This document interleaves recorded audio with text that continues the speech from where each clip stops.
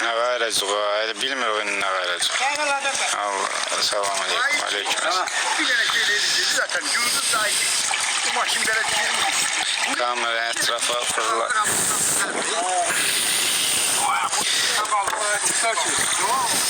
Ay sağ ol.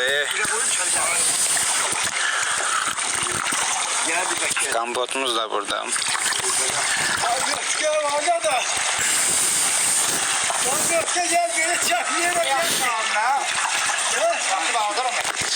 Maraqlısı odur ki sineye kimi, boğaza kimi sunan dəmir yoluna düşür. Dəmir yolu üstü gəlib dəmir yoluna düşür.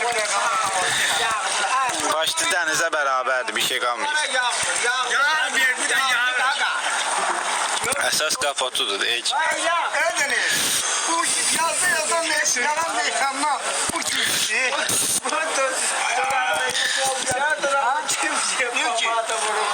Çox sağ olun abi, Allah sizin də köməyiniz olsun.